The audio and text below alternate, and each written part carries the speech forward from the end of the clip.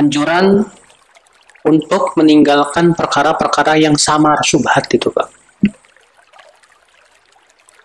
Ya, itu perkara-perkara yang kita merasa ragu ini halal apa haram nih. Jadi kalau kita ragu, Pak, ini halal atau haram, maka pertama kita kembalikan dulu kepada asalnya apa, asal hukumnya. Contoh misalnya,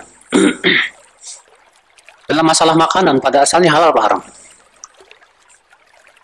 Ya, dalam masalah makanan pada asalnya halal, tidak boleh diharamkan kecuali dengan dalil. Tapi kalau terjadi keraguan, misalnya keraguan, ya misalnya kita dengar katanya dalam makanan ini mengandung lemak babi misalnya. Tapi kita masih ragu, benar nggak nih? Maka yang seperti ini tidak boleh kita haramkan, tapi juga jangan dulu dimakan. Kenapa? Karena ini syubhat. Sedangkan sesuatu yang syubhat dianjurkan kita untuk apa? Meninggalkan.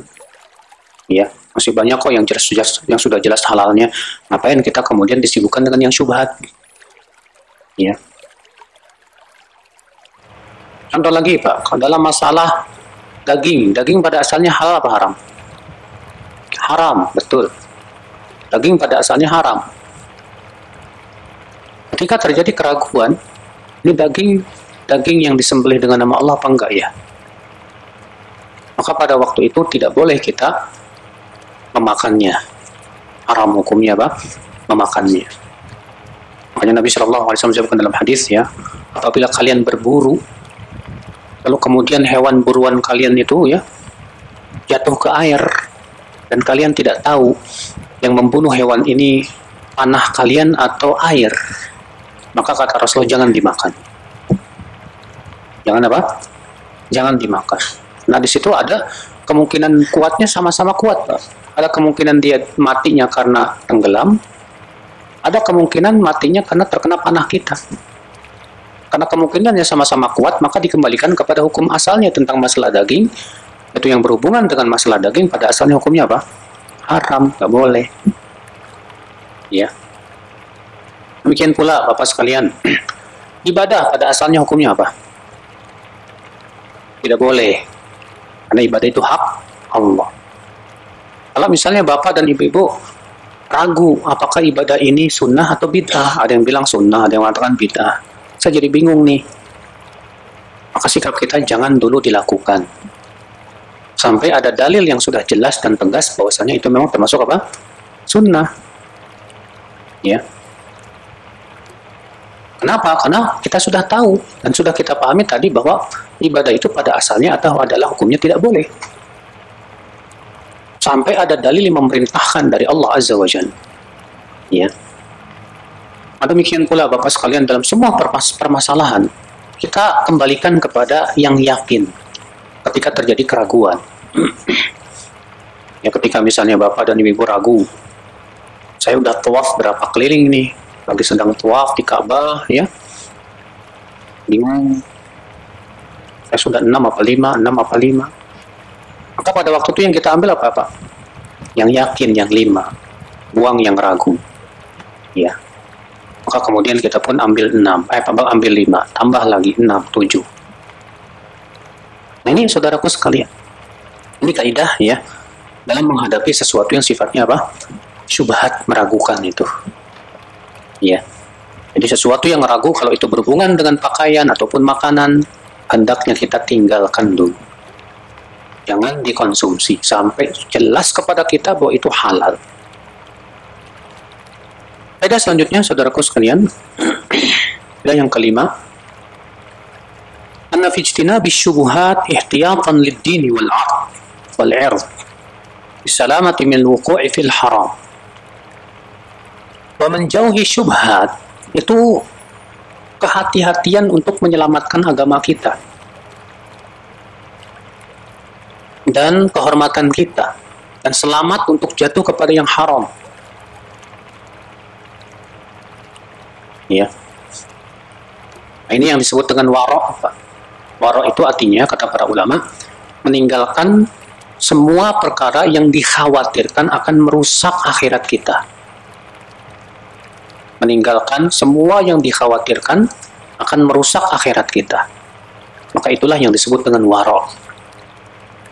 Oh, kalau misalnya kita tahu ini masih bingung, ini kira-kira baik apa enggak ya, ya udah tinggalkan aja dulu, jangan dilakukan. Semua perkara, baik dalam masalah perbuatan, makanan, pakaian, muamalah, dan yang lainnya. Kalau misalnya kita masih ragu, apakah ini akan menjadi baik atau tidak, halal atau haram, benar atau salah, maka yang lebih baik adalah tawakuf dulu, Pak. Apa tawakuf? Diam, berhenti. Ya, hati-hati. Karena ini urusannya masalahnya surga atau neraka ini, Pak. Ya. Makanya seorang ustadz yang punya sifat waro, Pak, ketika dia diberikan pertanyaan dan dia masih ragu tentang ilmunya, maka dia tidak akan berani menjawab. Kenapa? Takut jatuh ke dalam kesalahannya. Akibatnya dia akan menanggung dosa banyak orang. Ya. Tapi kalau misalnya dia tidak punya sifat waro, akhirnya dia seenaknya menjawab, dan ternyata qadarullah jawabannya salah, waduh itu ngeri, Pak. Makanya sikap waro ini ya, kita meninggalkan semua yang dikhawatirkan akan merusak akhirat kita, ini sangat kita butuhkan sekali, Pak. Ya. Faedah selanjutnya, annal iqdam 'alal mushtabihat sababun lil wuqu'i fil haram. Bahwa keberanian melakukan sesuatu yang sifatnya syubhat, samar, ya, keberanian untuk melakukan sesuatu yang sifatnya syubhat atau samar, itu penyebab yang menyebabkan dia akan jatuh kepada yang haram. Artinya kalau dia terbiasa yang samar-samar dia lakukan, yang syubhat-syubhat dia lakukan, biasanya akan terseret kepada yang haram tuh, Pak. Akan mudah dia melakukan yang apa? Yang haram. Makanya sebagian ulama seperti Ibnu Hajar ya menafsirkan makna syubhat ini sesuatu yang sifatnya makruh. Sesuatu yang sifatnya apa? Makruh. Ya. Faedah yang ketujuh, anna min turuqil bayan darbul amsal wa tashbihul ma'qul bil mahsus. Di antara tata cara menjelaskan ilmu, kata beliau, yaitu dengan memberikan perumpamaan. Di sini Nabi memberikan perumpamaan ya. Orang yang mendekati syubhat, orang yang melakukan syubhat itu seperti penggembala kambing yang menggembalakan kambing-kambingnya itu di sekitar daerah larangan, Pak. Hampir-hampir nanti kambingnya akan masuk ke dalam daerah yang dilarang itu. Demikian pula orang yang selalu melakukan yang syubhat-syubhat, hampir-hampir akan jatuh kepada apa? Yang diharamkan oleh Allah Subhanahu wa taala. Ya. Faedah yang ke-8, annal mutasabbiba fi itlafi malil ghair bimasyiyatihi dhaminun lahu. Siapa yang menjadi sebab rusaknya harta orang, ya, rusaknya harta orang yang dilakukan oleh binatang ternak, maka dialah yang si penyebabnya lah, itulah yang wajib menggantinya.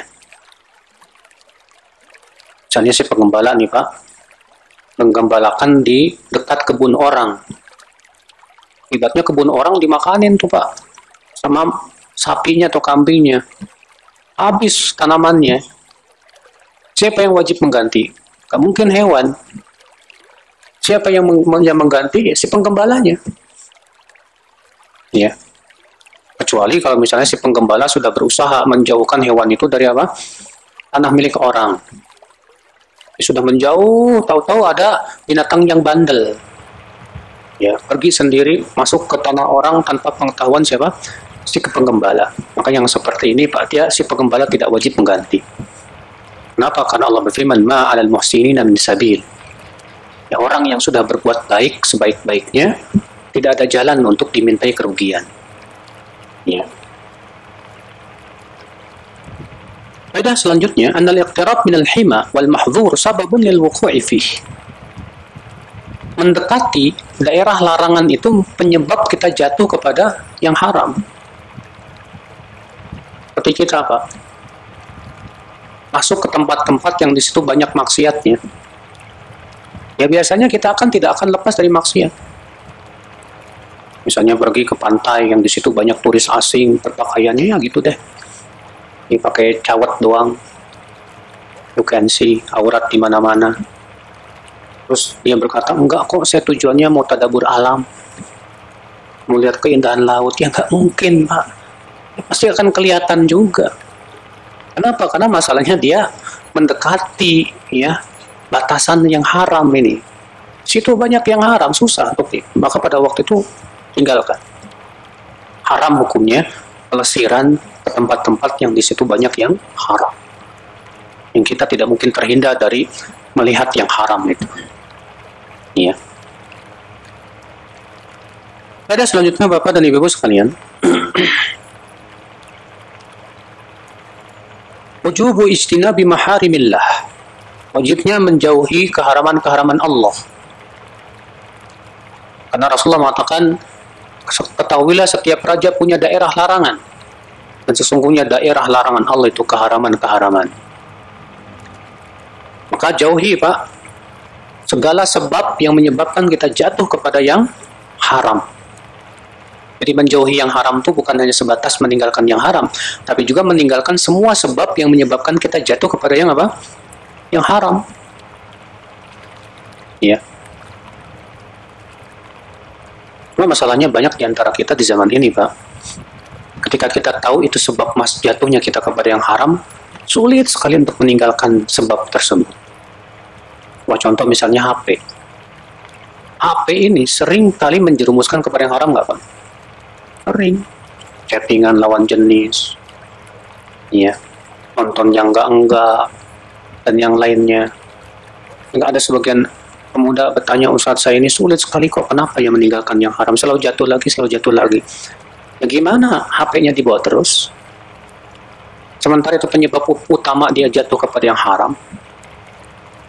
Tapi saya butuh HP, Ustadz. Ya udah beli aja HP yang jadul, napa kalau butuh. Ya. Yang kayak HP Nokia pisang tuh, Pak. Lumayan buat Mbak melempar anjing juga. Ada. Ya. Mau buat telepon, SMS selesai. Daripada antum sibuk di situ, karena kan yang namanya HP itu bisa melanglang buana tuh, Pak. Bisa apa?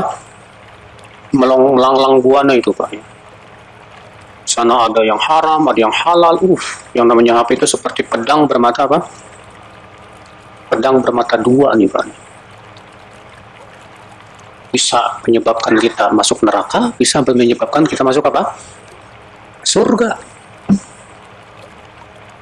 Maka dari itu ya, akhi, kalau ternyata dengan HP kita selalu jatuh kepada maksiat, dengan HP selalu jatuh dan tak pernah bisa menahan diri, udahlah, HP-nya tinggalin aja.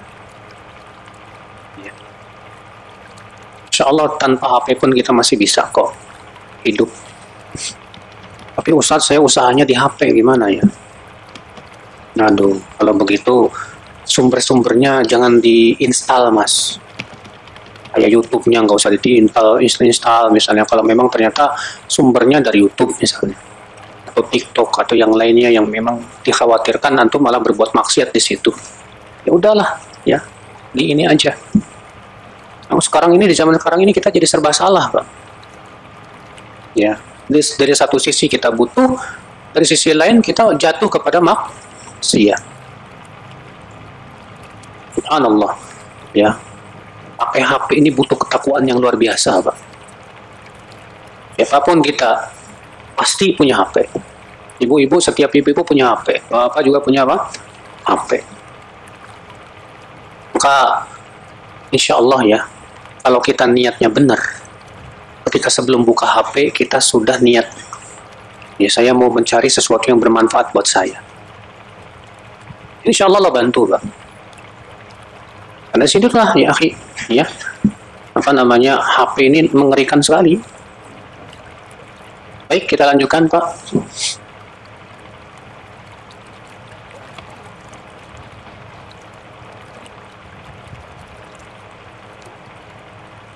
Ada selanjutnya, anna madar as-salah wal fasad fil insan 'ala al-qalb.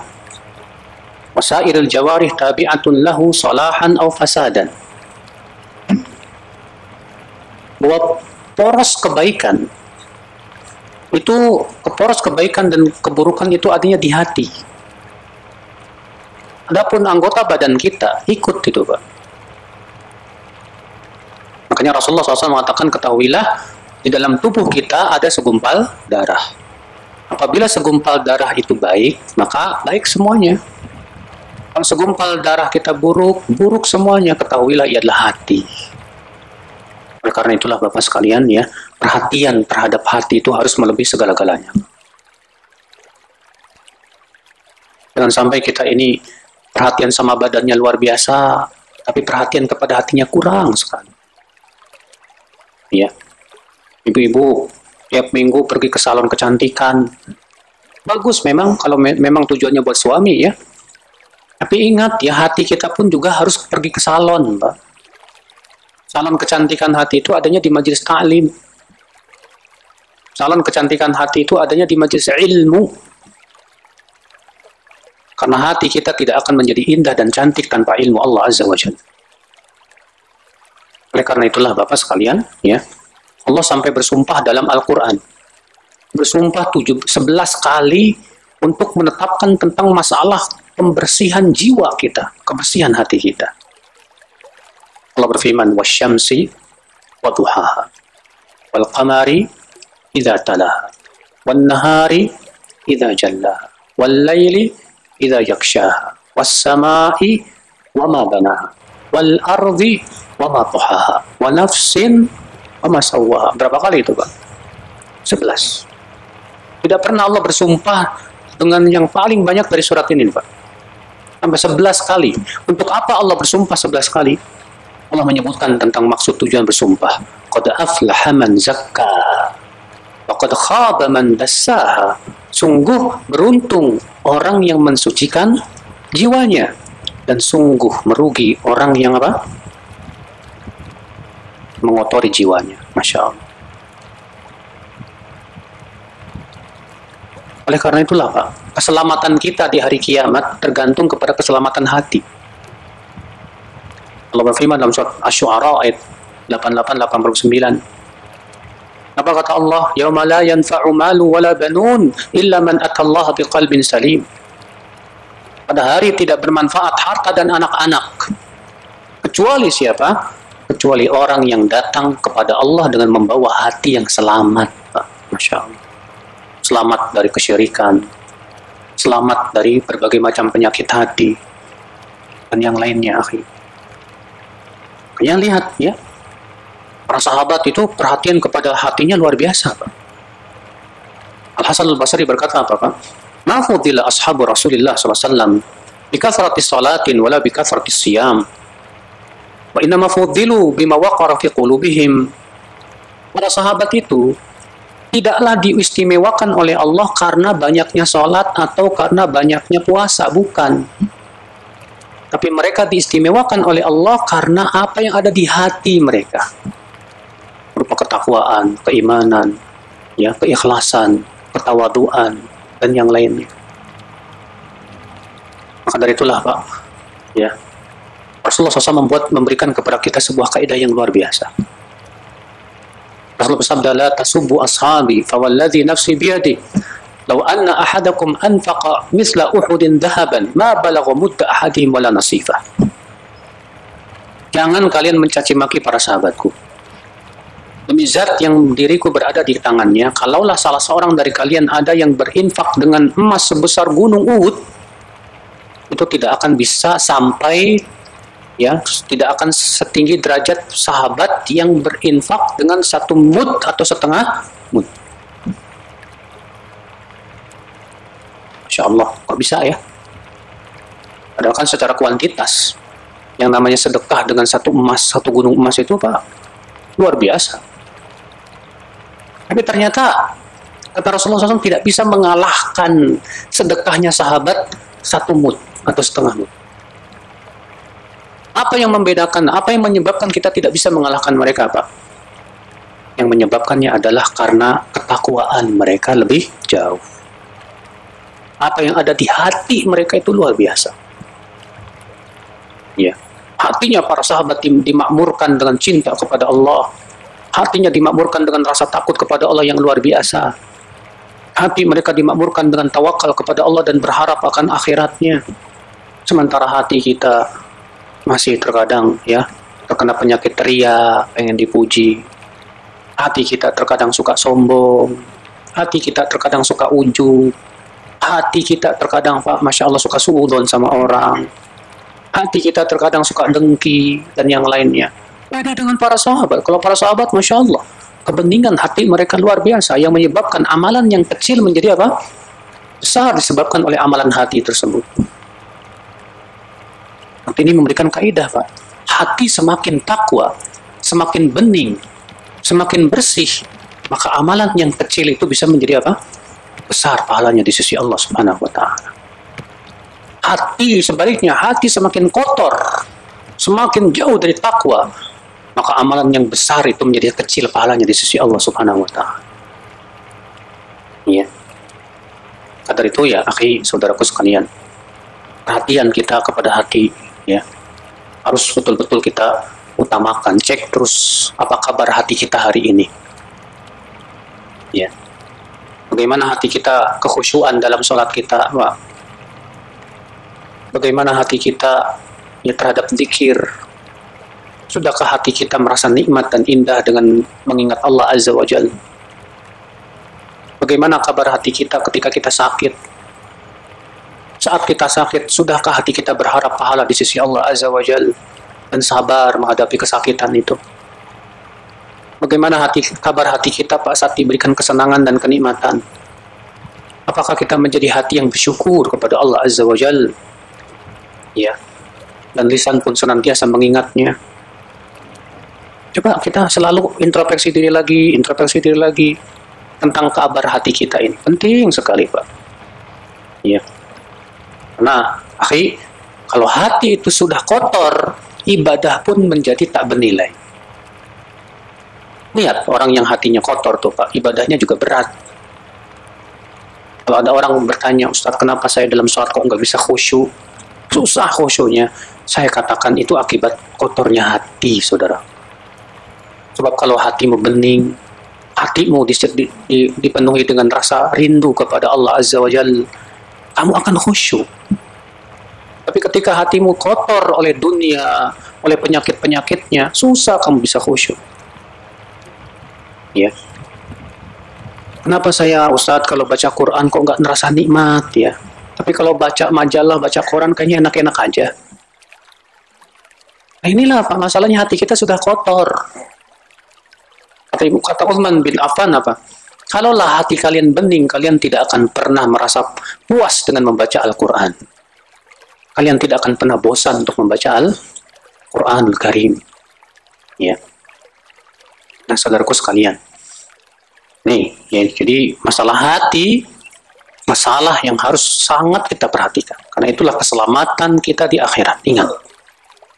Ya. Jangan sibuk dengan dunia, tapi kemudian hati kita tidak pedulikan. Baik, kita masuk hadis yang ketujuh. Al-hadis as-sabi' an Abi Ruqayyah Tamim bin Aus ad-Dari radhiyallahu anhu anna Nabiy sallallahu alaihi wasallam qala ad-dinu an-nasihah. Qulna liman ya Rasulullah? Qala lillahi wa li kitabihi wa li rasulihi wa li a'immatil muslimin wa 'ammatihim. Rawahu Muslim. Dari Abu Ruqayyah Tamim bin Aus ad-Dari, semoga Allah meridainya, bahwasanya Nabi SAW bersabda, agama adalah nasihat. Lalu kami berkata, buat siapa ya Rasulullah nasihat tersebut? Maka Rasulullah bersabda, untuk Allah dan kitabnya dan rasulnya, dan untuk pemimpin kaum muslimin dan keumuman kaum muslimin. Dari Abu Ruqayyah Tamim bin Aus ad-Dari, ini sahabat, satu-satunya sahabat yang pernah ketemu Dajjal, Pak. Yang pernah ketemu Dajjal. Di mana Tamim bin Aus ini ya bercerita sebagaimana dalam Sahih Muslim bahwa beliau berlayar dengan beberapa kawan-kawannya di lautan, kemudian tertimpa ombak besar sehingga terdampar di sebuah pulau. Lalu kemudian Tamim bertemu dengan makhluk yang dipenuhi bulu. Saking lebat bulunya itu tidak ketahuan mana depan mana belakang. Lalu Tamim bertanya, man anti, kamu siapa? Kata dia, ana jassasa. Aku jassasa. Siapa itu jassasa? Kata jassasa, ay qaum asri'u bitir. Fa inna fiha rajulun ya yuridu an yalqakum atau kama qala. Hai kaum, kalian segera pergi ke rumah sana. Di sana ada seorang laki-laki yang ingin bertemu dengan kalian. Akhirnya mereka pun pergilah. Ketika masuk ke rumah tersebut, kata Tamim, apa Pak? Sungguh aku belum pernah melihat orang yang lebih besar dari dia, besar badannya. Di mana kaki dan tangannya diikat dengan rantai-rantai. Lalu kami bertanya kepada dia, man ant, kamu siapa? Lalu orang yang besar ini berkata, kabarkan kepadaku kalian siapa dan dari mana? Kata Tamim, nahnu qaumun minal Arab. Kami dari Arab. Lalu orang ini berkata, apa fa'ala Muhammadun wa ashabuh? Apa yang dilakukan oleh Muhammad dan para sahabatnya itu? Apa kata Tamim? Hajara ilal Madinah. Dia sudah hijrah ke kota Madinah dan menguasai kabilah-kabilah yang ada di sekitarnya. Apa kata orang yang besar ini, yaitu Dajjal nih Pak? Ama innahum law ittaba'uhu lakana khairan lahum. Jika mereka mengikuti Muhammad itu kebaikan buat mereka. Ini ngomong Dajjal Pak. Sementara banyak di zaman sekarang ya, Dajjal yang ngomongnya nggak begitu Pak. Apa kata Dajjal? Kabarkan kepadaku tentang Baisan. Tentang apanya, kata Tamim? Tentang pohon kurmanya, apakah masih berbuah? Masih. Kabarkan kepadaku tentang mata air Zuhar. Tentang apanya, kata Tamim? Tentang airnya. Apakah masih banyak? Masih. Kabarkan kepadaku tentang danau Tobariyah, Tiberias, yang ada di Israel sekarang, coba. Apakah masih banyak airnya? Masih, kata Tamim. Kelak, pohon kurma di Baisan itu tidak akan berbuah. Mata air Zuhar itu akan habis dan kering. Dan danau Tiberias itu akan habis airnya dan kering. Dan saat itulah aku akan keluar. Fa inni ana Dajjal. Akulah Dajjal. Insyaallah. Jadi Dajjal itu keluar pas musim kekeringan, bayangin. Karena kan Rasulullah SAW menyebutkan baina yaday Dajjal, sebelum Dajjal keluar itu akan ada 3 tahun yang paceklik. Tahun pertama Allah menahan separuh air hujan. Tahun yang kedua Allah menahan 2/3 air hujan. Tahun yang ketiga Allah menahan hujan sama sekali nggak keluar. Ya, sehingga apa yang terjadi? Terjadi kelaparan, kehausan. Dan makanan kaum mukminin saat itu, kata Rasulullah, adalah subhanallah, alhamdulillah, la ilaha illallah, Allahu akbar. Dan keberadaan air saat itu, kata Rasulullah, mengikuti keberadaan kaum mukminin. Ya. Nah, dalam keadaan seperti itu ya, orang sangat lapar, nggak ada makanan, Dajjal muncul bawah gunung roti. Kayak gimana Pak? Zaman sekarang aja dibawain Indomie langsung murtad. Baru Indomie. Ini Dajjal nanti ya. Kemudian Tamim pun pulanglah ke ke Jazirah Arab. Karena dia mendengar kata-kata Dajjal itu, kalau mereka mengikuti Muhammad itu lebih baik buat mereka. Maka Tamim langsung pergi ke kota Madinah, Pak. Lalu bertemu dengan Rasulullah, langsung bersyahadat, asyhadu an la ilaha illallah, asyhadu anna Muhammad Rasulullah. Kemudian Tamim menceritakan kepada Rasulullah tentang pertemuannya itu dengan Dajjal. Setelah itu Rasulullah pun setelah selesai sholat, Rasulullah bersabda kepada para sahabat, makanakum, diamlah kalian di tempat-tempat kalian. Rasulullah pun naik mimbar dan bersabda, haddatsani Tamim. Tadi Tamim bercerita kepadaku tentang Dajjal, persis seperti yang kalian ceritakan kepada kalian tentang Dajjal. Teman Tamim dijadikan lupa, Pak. Di mana itu pulaunya? Nggak tahu. Mungkin dicari pakai satelit juga nggak bakal ketemu, Pak. Jangankan Dajjal, Ya'juj dan Ma'juj yang sangat banyak begitu aja. Sampai hari ini orang nggak tahu tempatnya di mana. Padahal jumlahnya Ya'juj dan Ma'juj itu luar biasa, Pak. Banyak sekali, luar biasa. Allah ala kulli syai'in qadir, bagi Allah mudah. Ya. Allah Maha Kuasa atas segala sesuatu. Kata Tamim, Nabi SAW bersabda, Ad-dinun nasihah. Agama itu nasihat. Apa sih makna nasihat, Pak? Dalam bahasa Arab, nasihat itu artinya menyaring perbuatan. Dari kata nasahtul asal. Aku menyaring madu. Disebut nasihat artinya kita menyaring ucapan dan perbuatan kita serta sikap kita. Ya. Jadi jangan dipahami nasihat secara bahasa Indonesia. Kalau bahasa Indonesia nasihatnya apa? Masih ujangan. Ya, masih apa? Ujangan, itu namanya nasihat. Dalam bahasa Arab nasihat itu tidak seperti itu. Maka Nabi Shallallahu Alaihi Wasallam ditanya, ya, untuk siapa nasihat itu, hai Rasulullah? Maka Rasulullah menyebutkan untuk 5. Yang pertama untuk Allah. Yang kedua untuk kitabnya. Yang ketiga untuk Rasulnya. Yang keempat untuk pemimpin kaum muslimin. Dan yang kelima untuk keumuman kaum muslimin.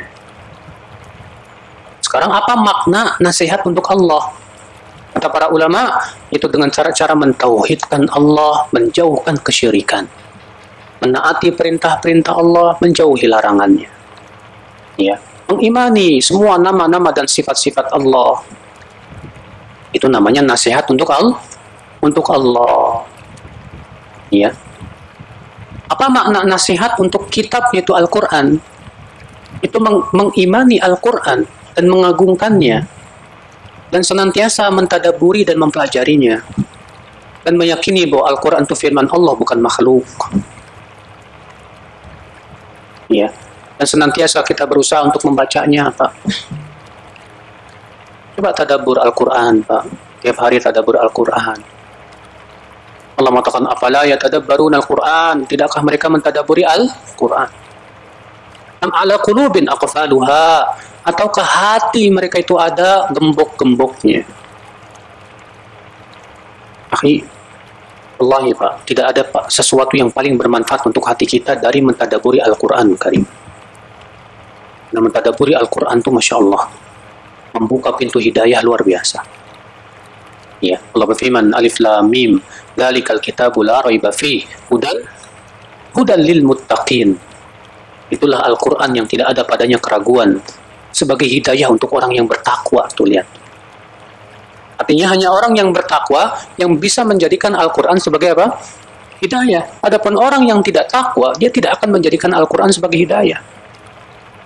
Ya. Allah menyifati Al-Quran dengan sifat-sifat yang mulia sekali, Pak. Allah berfirman, ya ayuhan nas, qad ja'atkum mau'izatun min rabbikum wa shifaa'un lima fis sudur wa hudan wa rahmatul lil mu'minin.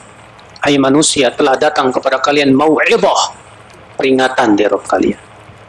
Wa shifaa'un lima fis sudur, kesembuhan untuk apa yang ada di dada kalian. Wa huda, dan sebagai hidayah, wa rahmah, dan rahmat untuk kaum mukminin. Masya Allah. Siapapun yang mempelajari Al-Quran, dia akan terbimbing hidupnya.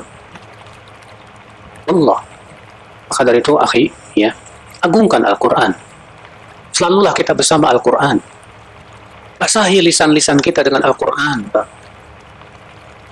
Jadikan Al-Quran lebih asyik di hati kita daripada bacaan apapun. Jangan sampai kita lebih senang, lebih asyik membaca WhatsApp, Facebook daripada membaca Al-Quran. Ya. Itu nasihat untuk Al-Quran, Bapak sekalian. Apa makna nasihat? Dengan cara ittiba, menjadikan beliau sebagai suri tauladan dalam hidup kita, Pak. Itu yang jadi parameter kita ini Rasulullah, Pak. Jadikan beliau sebagai parameter ya dalam kehidupan. Jadikan beliau sebagai idola kita, Pak. Jangan salah mengidolakan. Ya. Cintai Rasulullah SAW melebihi cinta kita kepada anak-anak kita, istri kita, ayah kita, ibu kita, dan seluruh manusia. Hormati Rasulullah SAW dan keluarganya. Ya. Ikuti sunnahnya. Jangan berbuat bid'ah dalam agama. Itu semua termasuk nasihat untuk Rasulullah Sallallahu Alaihi Wasallam. Ya. Jadikan Rasulullah Sallallahu Alaihi Wasallam sebagai panutan hidup kita. Dalam cara tidur kita, dalam cara makan kita, dalam cara pakaian kita, dalam cara rumah tangga kita. Demikian pula di dalam kita ini bekerja, ya. Demikian pula ketika kita berjual beli dan yang lainnya. Coba kita lihat bagaimana Rasulullah SAW mempraktekkan untuk kita, saudaraku. Allah kebaikan ya akal Islam. Ya, sungguh sangat aneh orang yang menyatakan dirinya sebagai pengikut Rasul, tapi dia malah berbuat bid'ah dalam agama. Seakan-akan yang Rasulullah sampaikan nggak cukup buat dia. Sungguh sangat aneh, saudaraku sekalian. Orang yang meyakini Rasul sebagai nabinya, tapi menjadikan orang lain sebagai suri tauladan hidupnya. Padahal dalam diri Rasulullah SAW sudah mencukupi. Allah berfirman, "Laqad kana lakum fi Rasulillahi uswatun hasanah." Sungguh telah ada pada diri Rasulullah SAW suri tauladan yang baik, kata Rasulullah. Kata Allah Subhanahu wa taala. Ya. Assalamualaikum warahmatullahi wabarakatuh. Sampai jumpa kembali di World Islam Channel.